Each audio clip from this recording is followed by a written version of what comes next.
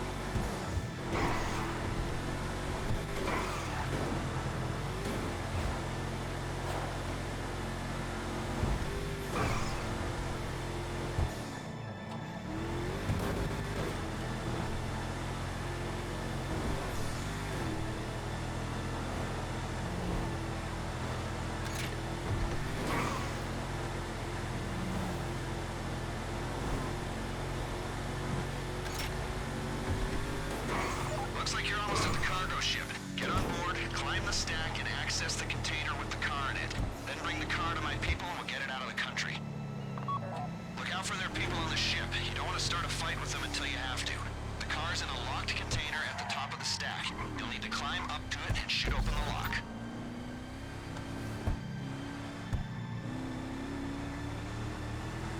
Top of the stack. Climb up there and get the car.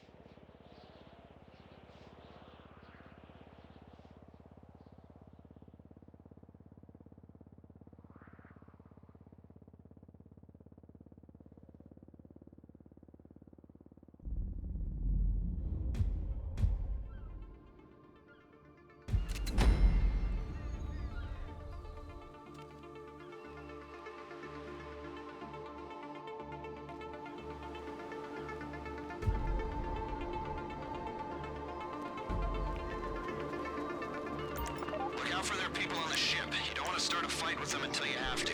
The car's in a locked container at the top of the stack. You'll need to climb up to it and shoot open the lock. The car is a late 50s Lampadati Casco. Reshkovsky says it's a classic.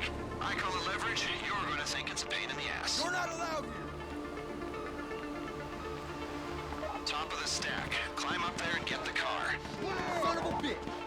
Shit! Shit! Ah, you fucker!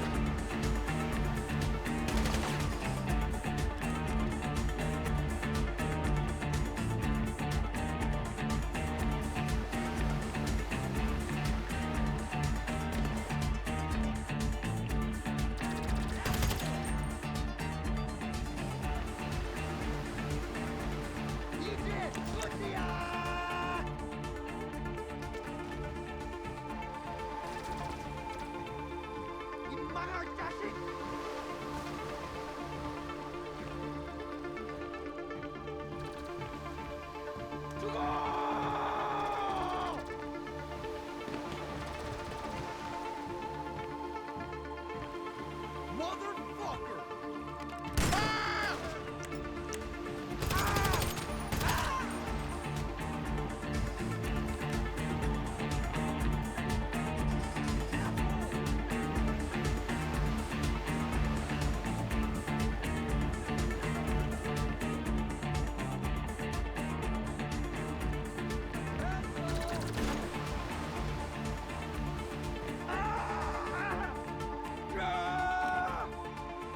이 망할 자식!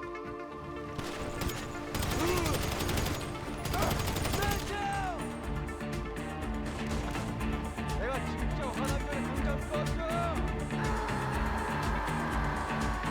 The car's in the container. Shoot the lock to open it up. Ah, you can't run!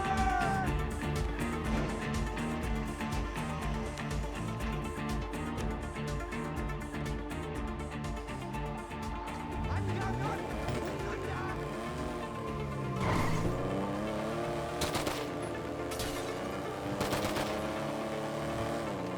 You got it. Once you're sure they're not following, bring it in. Okay, now bring the car to my driver. Should be obvious, but we need this car in good shape.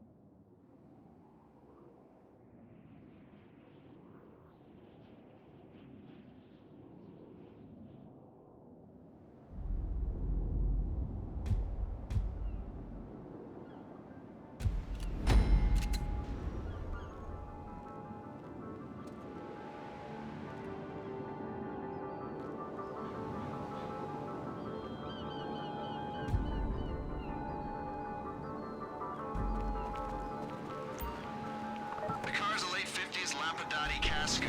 Rishkovsky says it's a classic. I call it leverage. You're going to think it's a pain in the ass. Looks like you're almost at the cargo ship. Get on board, climb the stack, and access the container with the car in it. Then bring the car to my people and we'll get it out of the country. Top of the stack. Climb up there and get the car.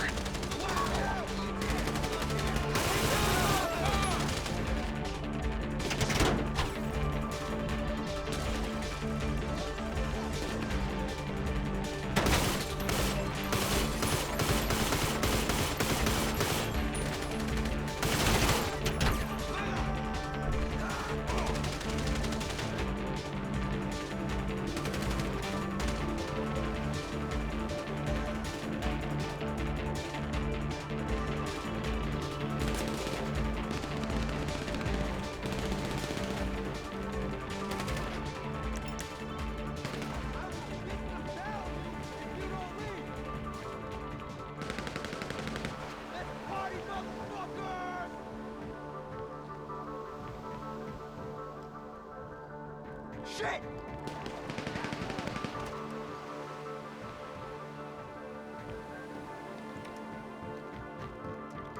족같네!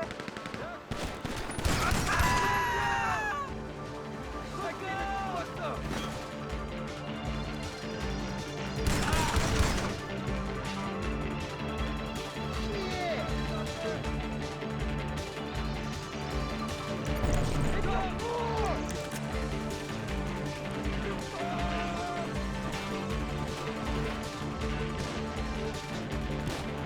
The car's in the container. Shoot the lock to open it up.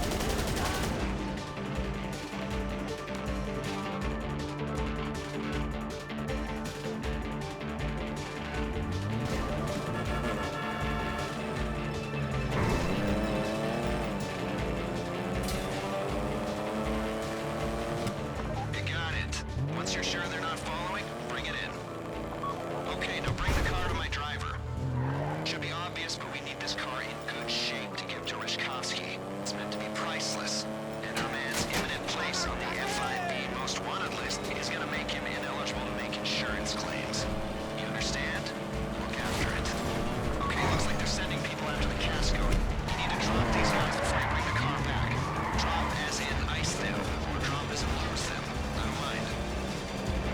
I hope you're looking after his car. There's only so much damage we can blame on the export crew. Bloodstains, bullet holes, burn marks, they'll go under general wear and tear. Anything freaky's gonna be a problem.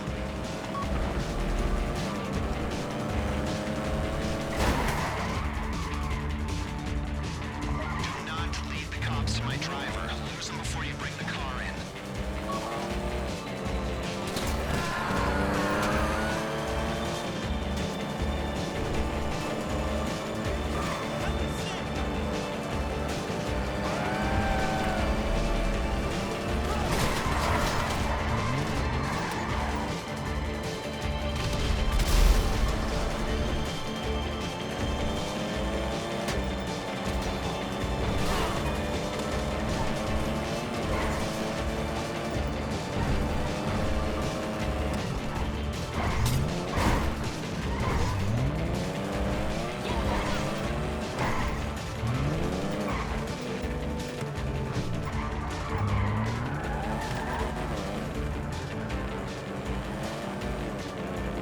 Where are you at with that car?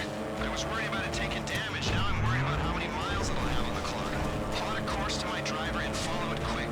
Maybe one day you'll file a few patents, head up some research projects, bring that knowledge into the boardroom and be able to afford a car like this yourself.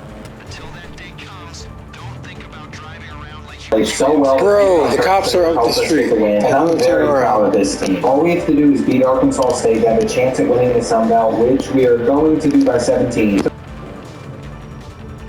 Yes, I told you they was gonna turn around, bro. It simply comes down to if we want it more or not. And there's a packed crowd for this game. I opened it up. Get the cut over here, over there, over there. Possible, and I The threw median. long concept on the right side of the field. That was a terrible read. And ever since then, we've done nothing offensively, while Appalachian State scored twice. I'm hoping that they're pressing Jakari Black, though, because that's the one advantage we have, except we're going to fumble before the throw can get on. And I'm so frustrated that I am going to use our 93 speed punter for a reason. I just have to take off with him and hope he's fast enough to get around this one guy try, but he doesn't. And what a terrible first quarter. We've come back from being down 21 points before, but that's also extremely difficult to do. So I just have to hope that time's on our side and we can get it done. We're going to end up getting another 7 with 90 seconds left in the first, and they even punted us the ball back, so maybe we could score again, making it 21-21 all at the half. That would be a miracle possible. I'm going to find Downs for a huge play, and I don't know what Eddie George said to his boys this month, this great play, but it is working. The only issue is we don't have timeout, so I'm just going to roll out and dive into the end zone with Square, but he throws it and it still works. I did not mean to do that at all, but ever since that moment, the Mountaineers still haven't scored, and we're about to get yet another one of our 35 straight is just embarrassing, assuming this is held on to. And scientists are going to need to study this collapse because I have never seen anything like it. Actually, I have because I'm a Colts fan, but at least for now, I don't want to think about that. I just want to take the win, and this means we have a spot in the Sun Belt Conference Championship. It's taken 6 seasons, but Tennessee State is finally getting some momentum, and I can't believe we are hosting a conference championship here. Rumor has it that next year Vanderbilt is going to allow us to use their stadium since we're both in Nashville, so that's going to be exciting. And it's also huge news because we've had a sold-out crowd all season. Now, Louisiana did open up the game with a touchdown, but hopefully we can respond back as I'm going to roll out with Martin Bush, and he is a wide-open receiver, but of course it's not going to be held on to. If he would have seen him just a little bit sooner, we'd have a touchdown, but instead it's going to come on this catch. And Jakari Black has been a standout wide receiver as I'm going to float up another one to him, and he is wide open. He just seems to be so quick, and Ronald Downs has burned his man, but that's going to be an underthrow, which is going to result in an interception when it should have been a touchdown. So if I'm being honest, I am a bit frustrated, but the game is still far from over yet. We're giving up a huge 3rd and 20 into 6. That is not how you want to end the first half, so I'm just going to have to try to respond back. And believe it or not, Jakari Black is going to break free. I don't understand how he just ran by everybody, but I'm not going to complain as at least we're in field goal range, and we might even be able to get a little bit more. It's risky, but I'm going to go with the fake field goal just because we're still going to have time left in the half if it doesn't work, but it does. And you can see our player listening for the crowd. There's no stands behind the end zone, so I'm not sure if they can hear him, but we're not going to get the 2-point conversion, and there's no way that they just pick that up as well. Maybe I should have gone for 2. Maybe I should have just kept it within 4. Hopefully we can catch him with 34. It's going to be very close. Come on, make the tackle, please. No. That really hurts to see, but I have a feeling that we can bomb them over the top. I'm going to look for PJ Baldwin. He is going to have enough space, and he is going to drop it. If we did have a cheat code of a punter, I'd be very frustrated right now, but they played safe defense, so there's a good chance they're going to stop us, and I'm disappointed. We just need something to go our way, and on 4th and 1, we're not going to get it. This is literally all 67's fault as well, as he ran backwards to block the running back, so we should be out of it now, but I'm glad to stay. We're still in it. Our defense has done a fantastic job at forcing turnovers, and they forced another one, allowing us to hit this corner route. And I don't know why they have one-on-one coverage on Ronald Downs, because you can't stop him. We just need to stop their quarterback, and that's the worst throw I've ever seen. Putting them on a 3rd and 9 where I'm guessing they're going to go with something to the halfback, and we just need to hit him. Thankfully, we're getting the ball back, and we should be able to go down the field and get a field goal, but maybe not. For some reason, our wide receivers want to have butterfingers sometimes, so there's only a couple I can go to. And considering Jakari Black has almost 200 receiving yards in this game, maybe he's the only one I should target. Now, the running back is open, so I'm going to have to take Hayward, and that's going to get us all the way down into field goal range. But I was not expecting it to be this difficult to beat Louisiana.